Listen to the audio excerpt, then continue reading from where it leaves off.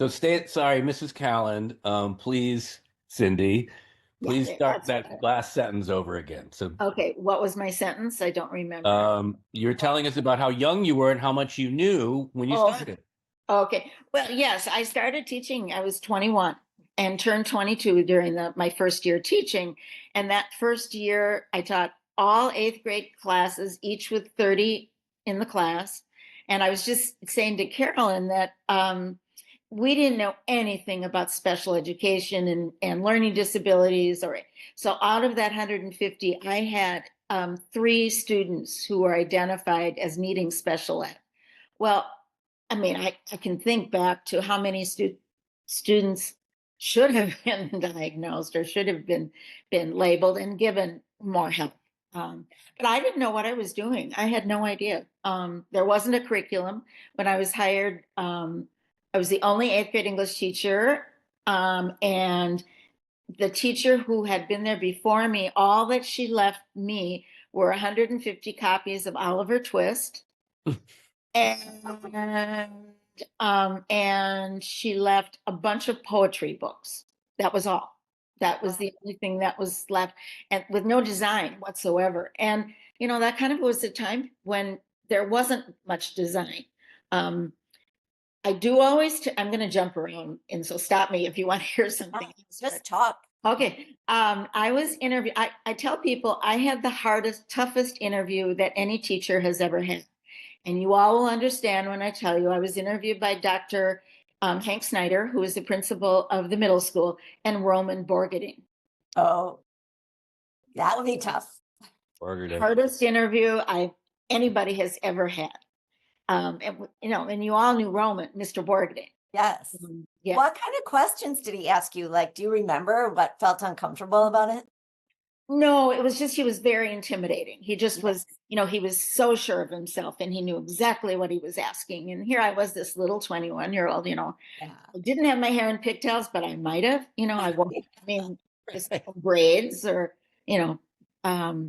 but no, I don't remember exactly what the questions were. I do remember Dr. Snyder asking me, what did I want in a good principal? And I remember I had no idea. And I just said, honestly, I don't know, because I'd never taught anywhere before. But so I was lucky to be hired, because that was a time of a lot of declining enrollment. And Golden Valley was going to see it, starting at 150 eighth graders. And by the time I stopped teaching, which was just when the merger took place with Hopkins, there were probably 75 eighth graders. Wow. So there was a reason why we had to merge. We couldn't keep it up. And I was down to three eighth grade classes by that time.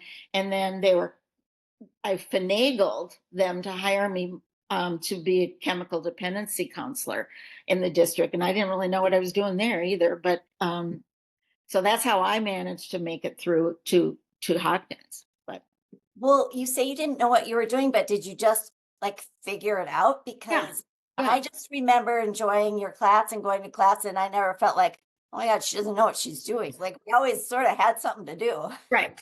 Yeah. I kind of figured it out as we went along. And I remember, well, some of the things that that students have commented to me, because I'm friends with a lot of Golden Valley students on Facebook. Yeah. And it's always fun to hear from them. But a lot of them have commented on, I taught a unit called Prejudice and Discrimination, which nowadays probably would not fit very well into the criticism of DEI by our present administration.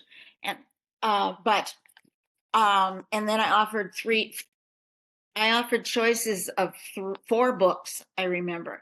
And again, those books probably wouldn't be allowed now. One of the books was Man-Child in the Promised Land, which every other word was a swear word. And there was lots of things going on that people wouldn't approve of. But most of the students read the book Night, which was one of the best teaching experiences I ever had, was teaching the book Night. I also, some students read the Diary of Anne Frank and the book Black Like Me. but almost everybody read Night in the long run, because it was like 111 pages, something like that, and very easy to read. And then I did something I called the blue-green game. I don't know if either one of the three of you remember. Oh, I did this. I know that. That's such a famous experiment. Yeah. And I did it for about 3 years, the first few years, where kids either haphazardly were given a blue ticket or a green ticket. Greens had to sit in the back of the room, and I really favored the blues. And, I was very, I was a really mean, I was very mean, racist. I mean, and I stopped doing it after a few years because it just was too hard for me to be mean like that. But students tell me they remember that experience really clearly. So I don't know if any of the three of you did it, but I don't know that I've definitely read about it, and it is such a powerful example of how nonsensical it is. Yes. To make judgments based on color. Yeah. But yeah, I know that I've read students felt very impacted by it. Like if they were in a green group, how horrible that they felt. And so, and if the Greens wanted to go to the bathroom, I just said no. Yeah. And the Blues said, I'd say, oh, sure, of course. Yeah. Well, you were kind of ahead of your time with that curriculum.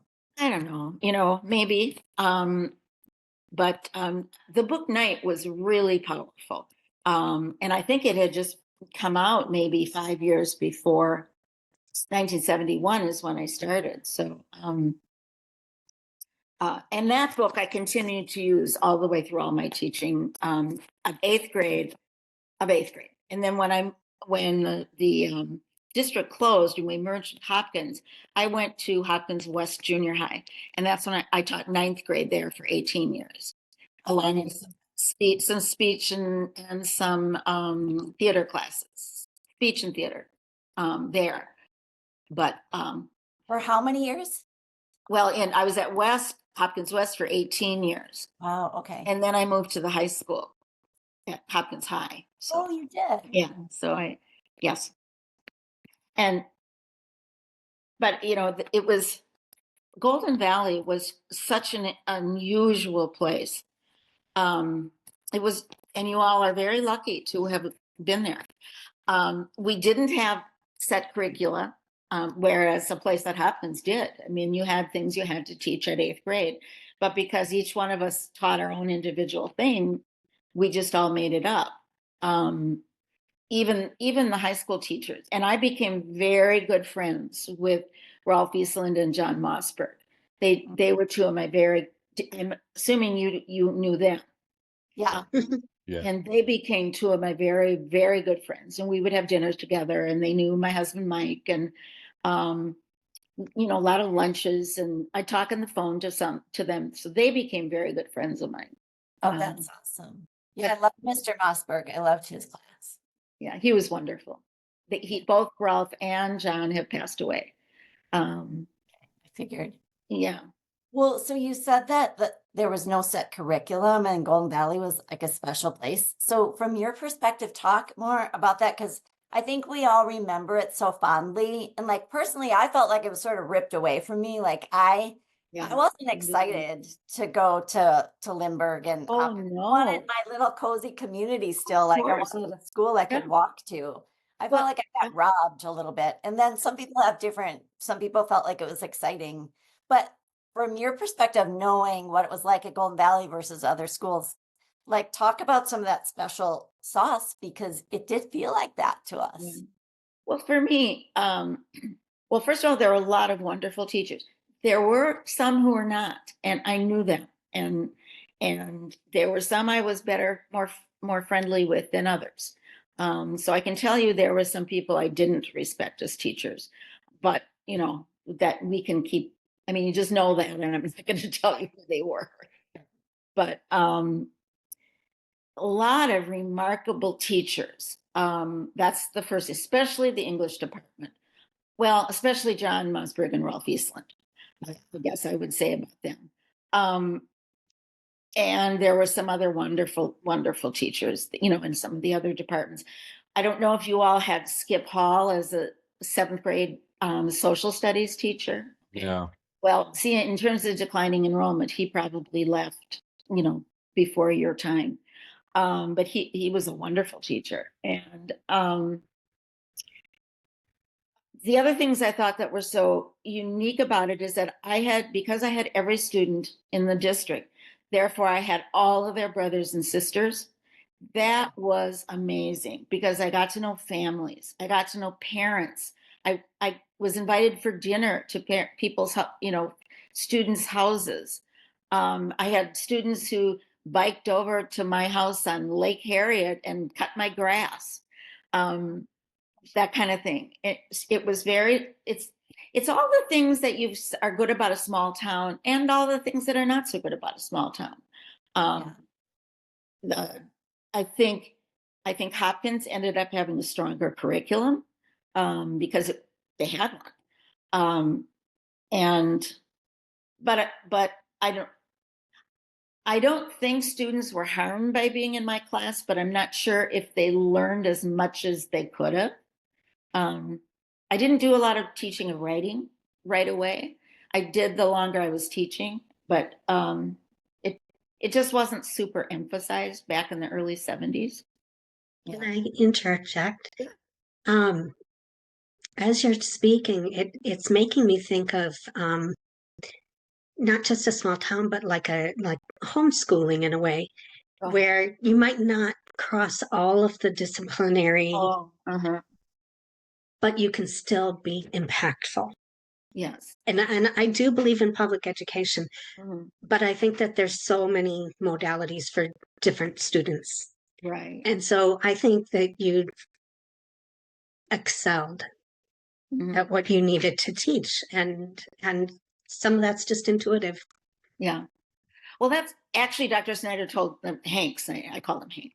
That's what Hank told me later, in years after, that one of the reasons they hired me is because I like kids and I had kind of good instincts about what kids needed and wanted. I always said that I loved having taught eighth graders in my 20s because I wouldn't have been able to do it in my 40s or 50s because the energy it took. But I also like teaching eighth graders better than seventh. I taught seventh grade 1 year. I liked eighth graders better because they started out kind of crazy. And then by the end of the year, they had become ninth graders, which was so, a nice way to end. Because seventh graders started out like so little, and then they became eighth graders by the end. And so I wasn't so crazy about it. I like students 13 and above, shall we say. Right.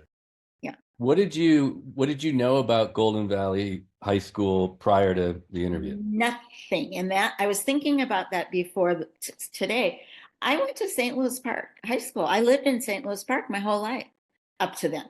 And I had never heard of Golden Valley schools. How could that be? I mean, St. Louis Park. And in fact, I knew one of my sorority sisters at the U, her name is Margie Hogan, and she went to Golden Valley and graduated from Golden Valley schools. You think I would have even known then, but I knew nothing about it. So the first thing I knew was when they had a job opening, and it was August 1st was when the job opening came up.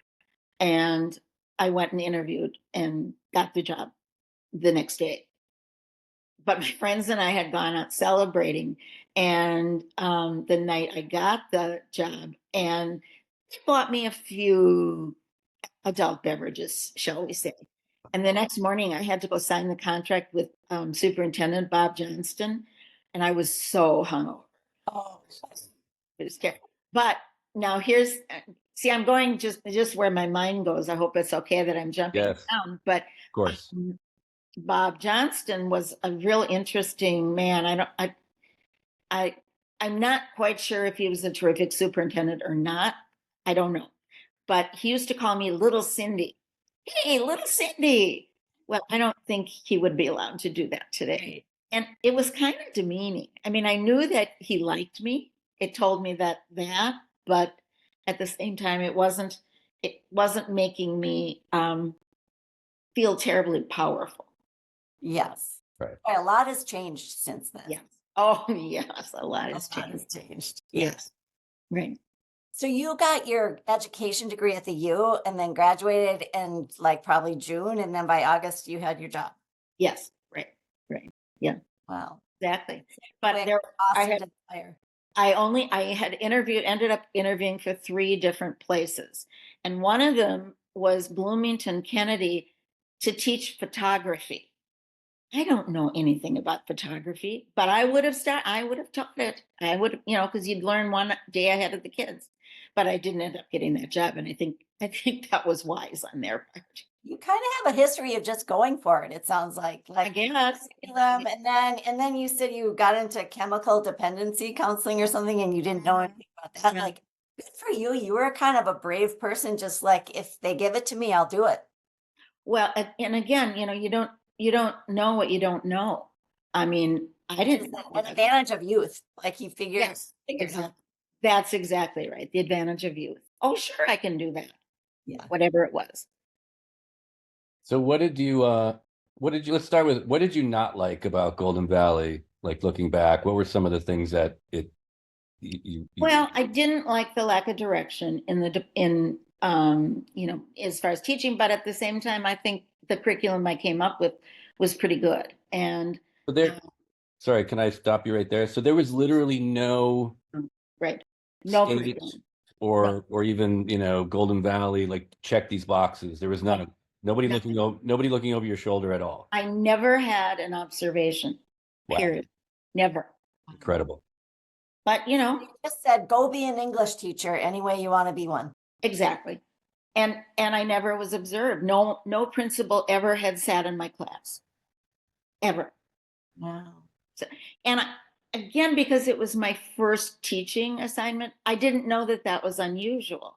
I didn't have to write out lesson plans. Nobody looked at anything I did. Do we think it was unusual for that time or more common? I'm not really sure. I Either. really don't. I know bigger schools had more curricula. I know that as years went on, they became more and more not rigid, I wouldn't say that, but you know, Prescribed. yeah. Um, I never ever though felt, even in Hopkins, like I couldn't teach something or I never was really observed even in Hopkins. Oh, Hopkins too. But there was somewhat of a curriculum then. Is that Somewhat, yeah. Yeah, there was a somewhat. little bit more, but still not overbearing? As far as anything else that I didn't like about, well, I just mentioned earlier that the special education, there was no diagnosis of any kind, and that would have helped kids. I think back to several students who I'm quite sure they had dyslexia or reading problems, and they weren't in any way diagnosed. Let's talk about that for a second if we can. Well, one is, that makes me theorize that the nature of the size of the school was at least somewhat, and the fact that it was a good school. You could have a bad small school. We had a good small school. Right. That the community kind of, I don't remember a lot of people. Like I knew who the kids were that saw Larry Petrotsky, and they weren't, they weren't Right. ostracized. I mean, they were my friends. Right. But I think we only had one Larry Petrotsky, right? Was he the only Right. special ed teacher? Yes, at the middle school, and then I think he went to the high school, and then there was what was Bonnie's last name? There was another one. Her first name was Bonnie, and I can't remember her second name, but she was also hired as a special ed teacher. So point taken, like we could have, we know more now, could help kids more, but at the same time, if they're at a bigger school, I'm positing that, Right. They probably were overlooked there. Yeah. And you couldn't be overlooked at Golden Valley. That was the other thing that I think was so wonderful about it. And again, just that small townish of, I saw kids all the way through. So even after they left 8th grade, I would do a lot with the high school music and theater departments, and I worked for the musicals every year. I worked on that. I became really good friends with, Ralph Eastland, I think mentioned that, and also Pat Peterson, who was hired as a choir teacher. And she and I are still very good friends to this day. And so I saw kids in all sorts of situations and worked with them and spent time with them. So that's unusual, Teresa, And the other thing was so good about a small district like that is that if you wanted to participate in, let's say, a sport or in, music or in, there was room for you because you didn't have, the out of a graduation number of 1,000. Instead, you have a graduation number of 150. There's a lot more opportunity for things. Yeah, I think that was part of the magic, that anybody could participate in the play, the sports, and Yep. like what you're describing. I know that it was a community of brothers and sisters and families knew each other, but it sounds like you're also saying the teachers were a community too. So it was Absolutely. like everybody was in the community, and that was special. That's cool. Yes, absolutely.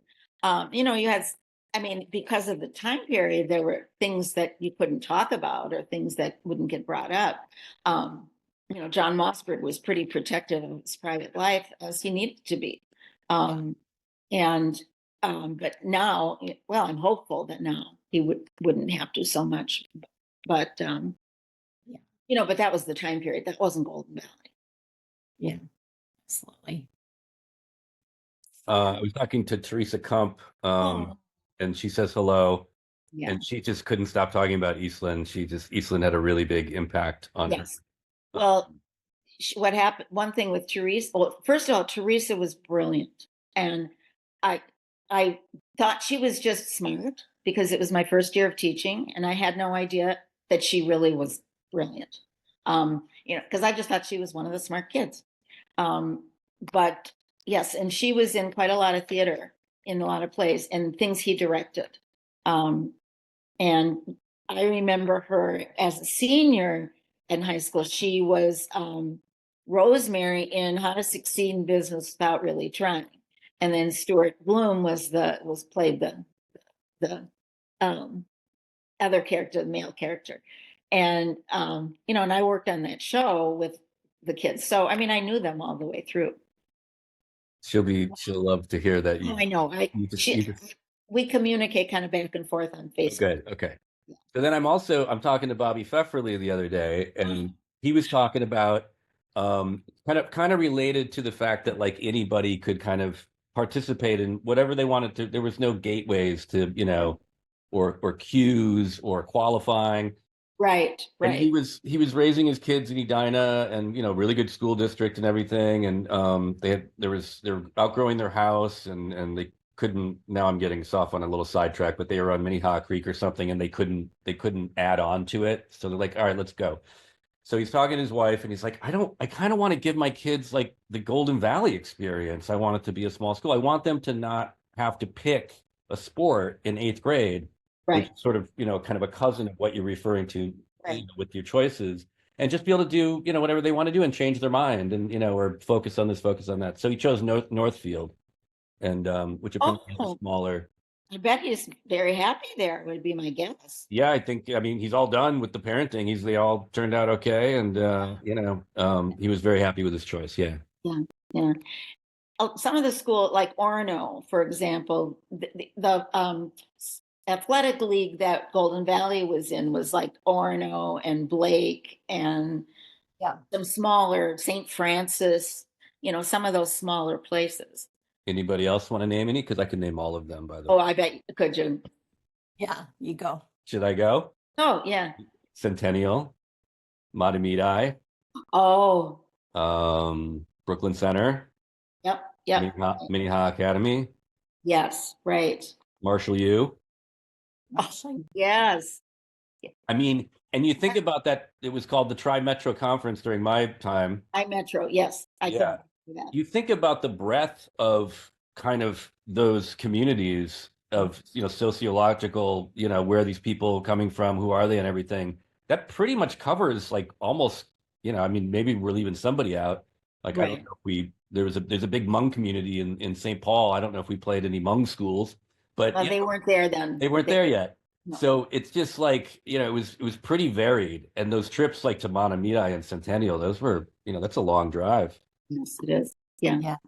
I'd forgotten about all those schools. Yeah. What a good memory. I wouldn't have been able to rattle all those off. I sent my daughter to Breck School, which is in the old Fulton And Mhm. I kind of felt like I was trying to create a similar experience for her because it was that same campus. It was small classes. Although I had to pay for it, it wasn't like a neighborhood school. She did get that experience where she could be in theater, she could do any sport. And it's so nice, especially because she doesn't have siblings. So I wanted her to have that experience where you experience a community within your school. And I think that's rare now. I don't think that's easily achieved.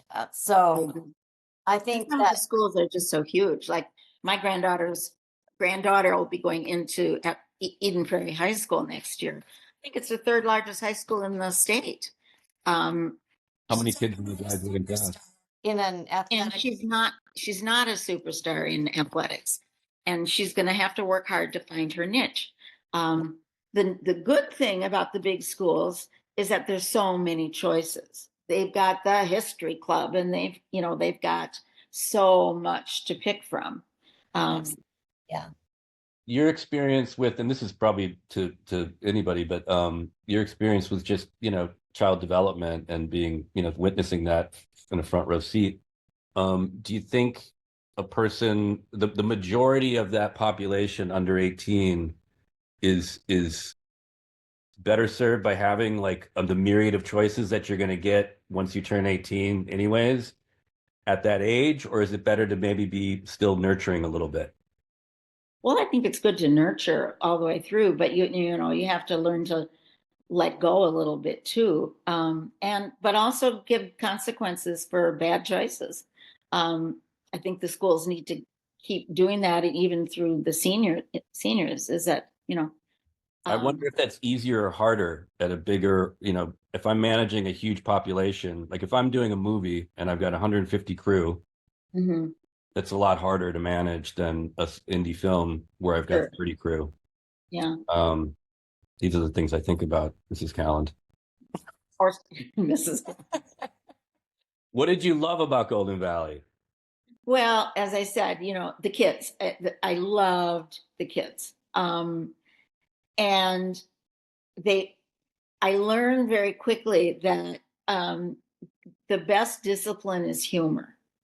Um, and there were a few kids who didn't think I was very funny, but for the most part, I could. No, no, it's okay.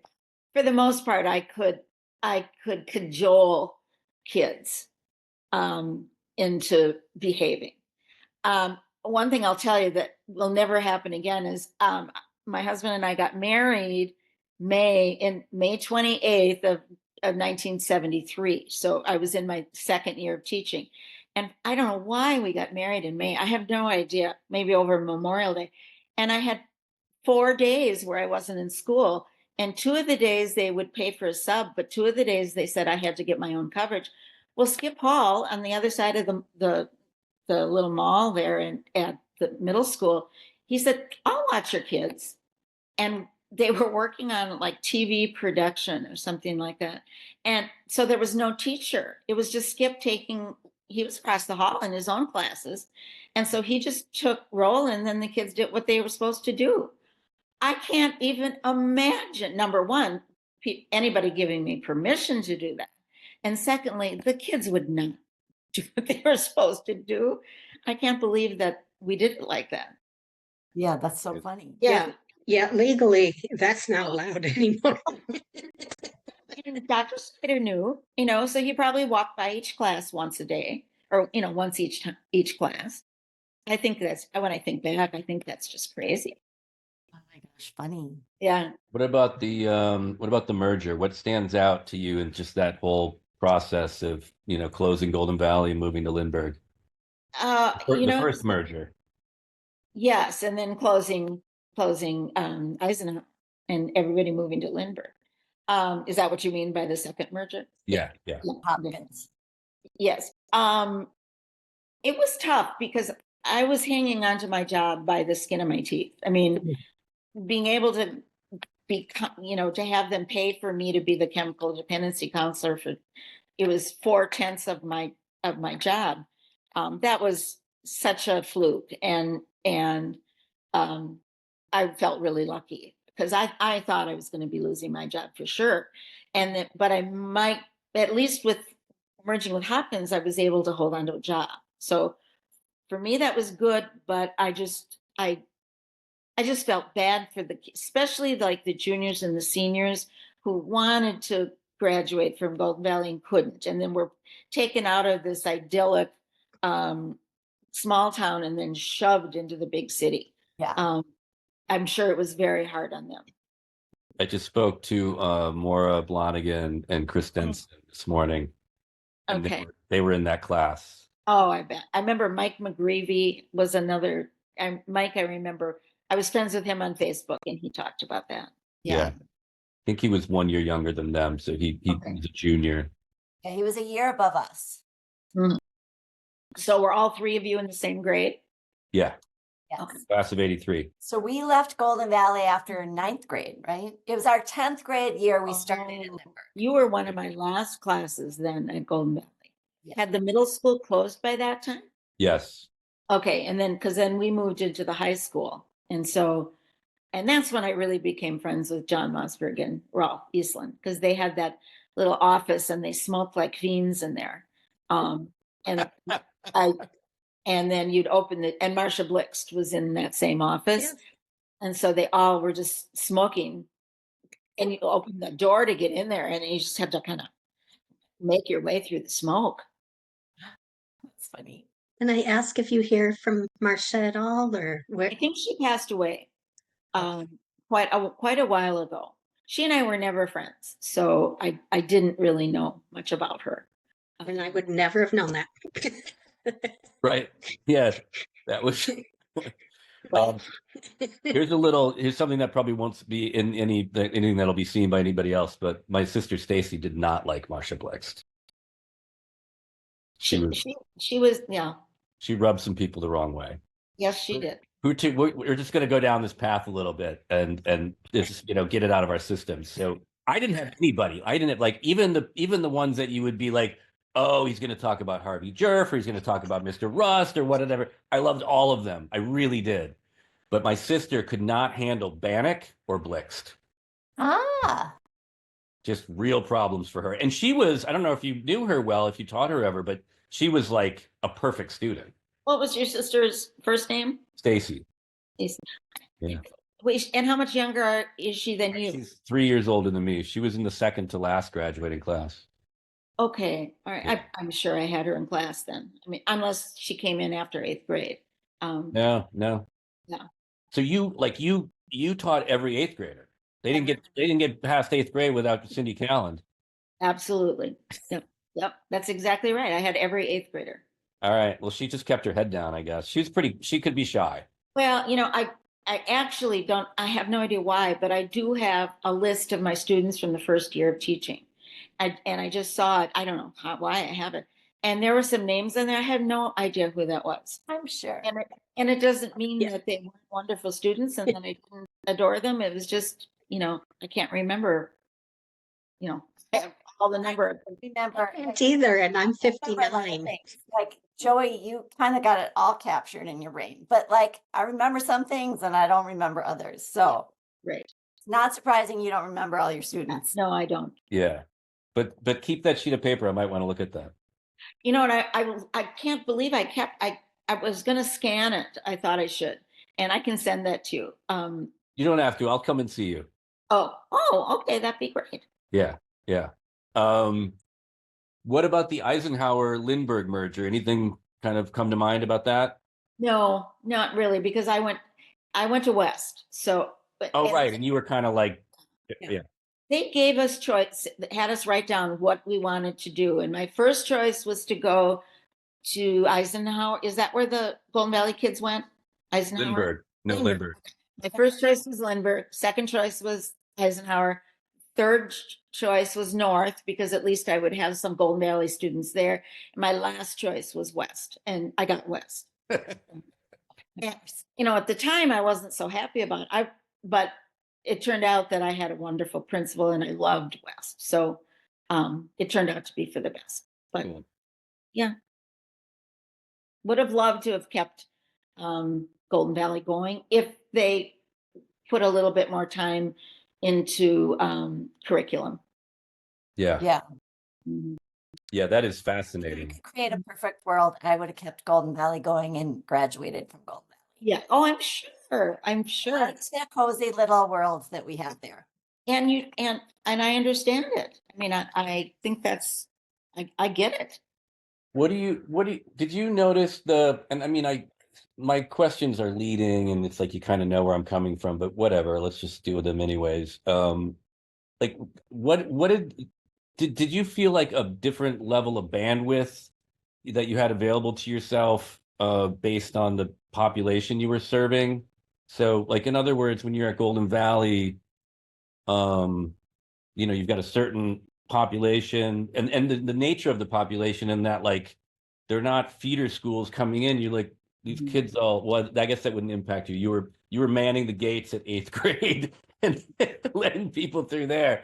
But so I guess just the size, talk to me more about the size if you want to, if there's anything to say, and whether, how that impacted you as a teacher and what you kind of had in the tank, every day or through the course of the year or over a career. Well, that freedom was wonderful. And the trust that I got, and from parents too. I mean, I never ever once had a teacher or a parent complain about anything I taught. There, and the parents were just, "Hey, it's your job. You go for it." Um, I don't know if that's answering your question or not, but Well, when you wonder went to how West, usual that would be today if you talk to teachers of today and ask oh yeah, them, do you have parents complaining about things? I would imagine you would get a lot more teachers saying that they're getting a lot more parents sort of well, even my last, I retired in 2007, and I had been teaching at the high school, and I remember I didn't get a lot of interference from parents, but I remember a few. By that time, we had kids were writing on the computer, writing all their papers on computers, and they had, and the teachers had we had a website we could go to and to discover plagiarism.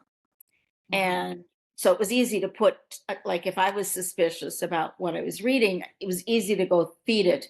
I think it was like plagiarism.com or something that simple. And I fed this one kid's paper into it, and sure enough, I mean, he had picked it up, quite a bit of it had been taken. Well, and so I told him, I should fail you, but I'm going to give you an opportunity. You have to rewrite the paper. Well, this mother called me and was beside herself. My child would never do that. I said, but here it is. It's black and white. It's not like I'm making this up. And she said, he's so smart that he probably read that and then remembered it that way later. And I was like, are you kidding me? So, but that's when I just said, just be happy that I'm letting him write the paper over. And, that was it. But I think it's even worse now. Yes. And the helicopter parenting and Yeah. but that makes me wonder about just like the whole Golden Valley experience too was such a product of the time, kind of a product of community and also a product of the time, because now you read so much about exactly. College admissions are helping parents not get involved in their college students' classwork. So Right. like, there's a perfect storm of things going on there. Yeah. And it, like you said, it was the times without question. I mean, Golden Valley had an unofficial smoking lounge for kids. I mean, Yeah. I mean, when you think about it, my gosh, but that was. I remember where it was. It was. Didn't smoke, but I said hello. Oh, but it was filthy out there with, Where was it? It was out back. There was a service road between the railroad tracks and the school. Oh, okay. And it was next to, I think, like industrial arts, art department, science. Yeah, back there somewhere. I never went out there, but. No, of course you didn't, Cindy. Come on. All I had to do is go into the English department's office, that was, but. Well, Contact high from the English department. Really, really, really. But yes, I mean, and many other schools had at the time, but now you wouldn't even dream about that. Of course. Yeah, I remember going to basketball games and like my sister's basketball games, and the teachers' lounge for the high school would be converted into like the parents, room. Oh, And yeah. there'd be, treats and cupcakes and things like that, but also just intense amounts of smoking, Oh, in not a big space either. oh. I remember going up to the teacher's lounge. It was at West, which was above the library, and there would be these huge ashtrays filled with cigarette butts sitting in the middle of the tables where we all ate lunch. It Disgusting. was disgusting. Pretty gross. How many kids per grade at West were there? At West? Oh, Yeah.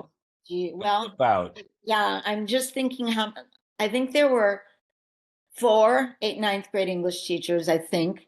So, and then there was also, North, so we had 9th graders over there too. So with, there might have been 400 per class, but they were graduating larger numbers than that. So, yeah. Yeah, so 400 at one junior high and 400 another, and then 800. But so And that was, you had 400 kids that you were, working with every year. no, I wasn't seeing 400. I No, would just be seeing, 100 and 100. Gotcha. A quarter of that. yeah. If there were Right. 4 teachers. Got it. My math is still not that great, Cindy. Yeah.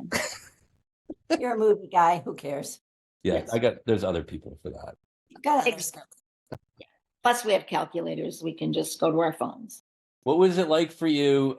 I mean, just the whole like the digital transition. I mean, that must have been kind of a pain in the ass. Well, I started out with ditto machines, and that's the only way to copy things. And I wasn't much of a typist, so I remember handwriting handouts. And then sometimes there would be a secretary who could type, but not very often. And then the last thing, the whole computer, turning to computers was hard. That was really hard, and especially in the school and having computer labs and taking students to the computer labs.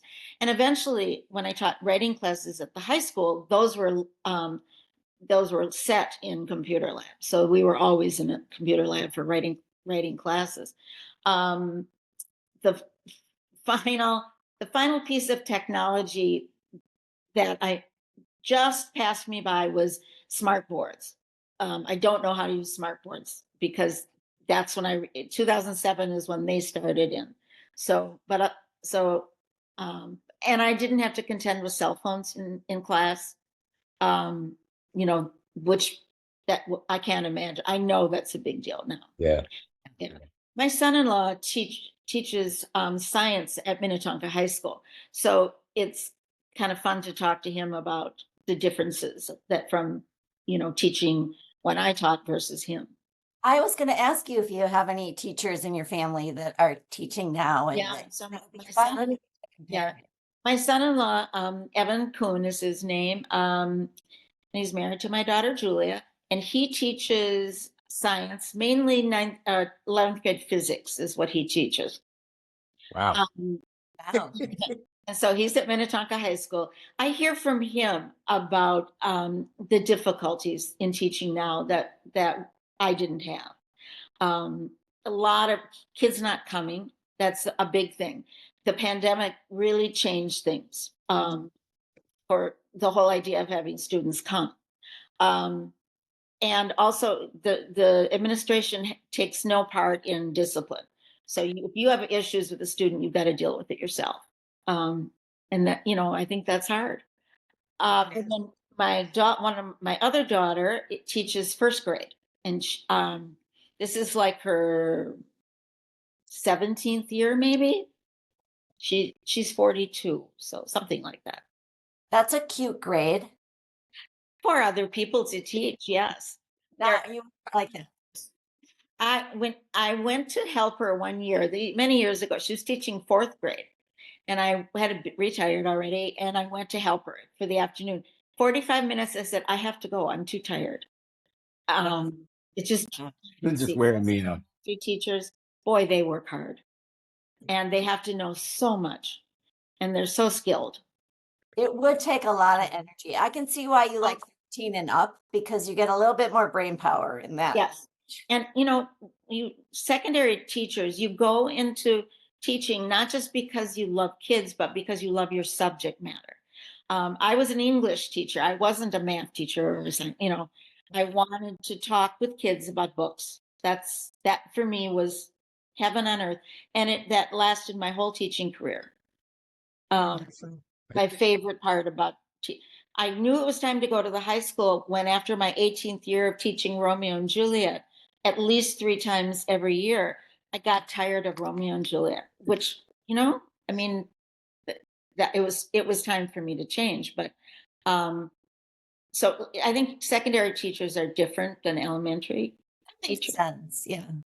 Focus on something you really like. I remember writing in your class. I thought we did Yeah. writing in your class. Yes, you did. Yeah, you did. I remember liking, like, that was, well, I love to write, so of course I like it. I know I had a unit that called magazine journalism. I know that. And where little groups of kids got together and then they would need to make a magazine and they had to write different articles for the magazine. I remember that. I think we have ours. I think I have mine. That was a good assignment. That was good good group work, and lots of different types of writing.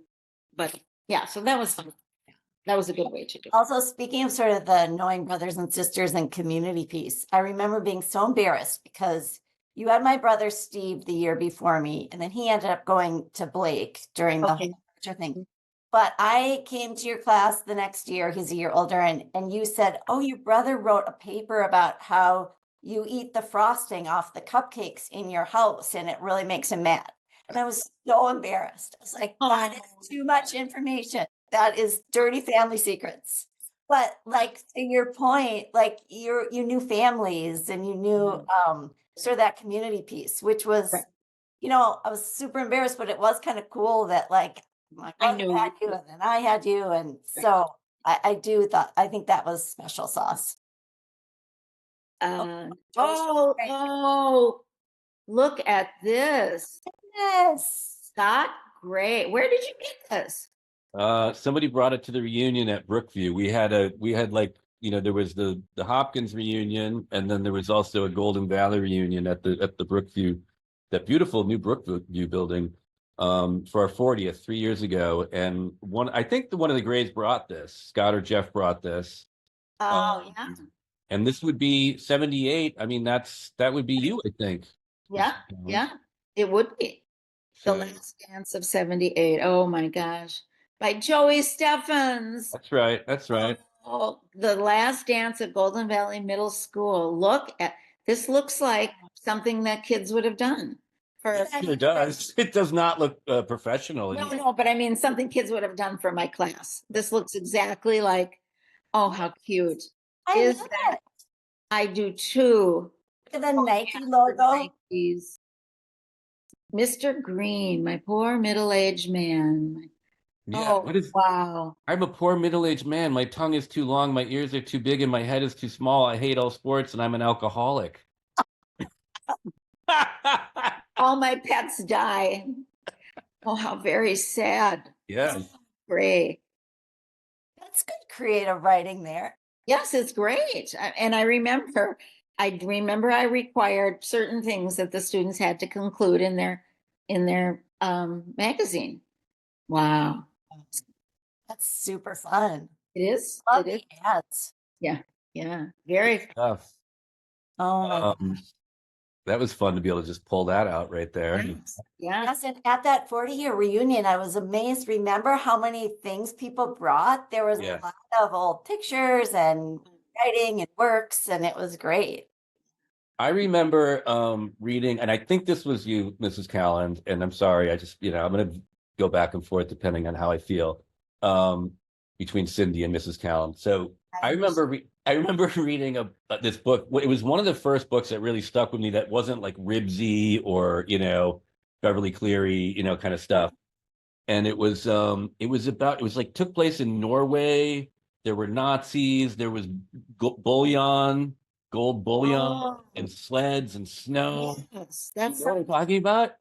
Yes, it sounds familiar. I want to reread it. And I have to find it. And so it? whoever finds it first wins. Yeah, I don't know if I taught it or if I just read it.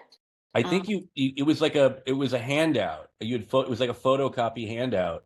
Oh, that okay. and it was a short story. And I'm Okay. pretty sure it was you. And I loved it. It was very Because popular. there is a book like that. I Yeah, just can't tell you who the author is at the right. moment. Yeah, I remember that. Interesting. Well, it's just interesting what people remember, you know. Oh, I mean, And before we wrap up, I didn't get a chance to at the beginning because I was like running late and but you were a great teacher. I okay. loved having you as a teacher. I always felt like you were very much in control. Like Mhm. you weren't an ogre by any stretch of the imagination. So I don't even know why I'm throwing the word ogre into the conversation. But you were like you were like really sweet and cool, but you were professional. Like I always felt like with some teachers I felt like you could really get away with shit. Mhm. And with you, I never felt that way. So Good. yeah. Like you felt like you were Small but mighty. yeah.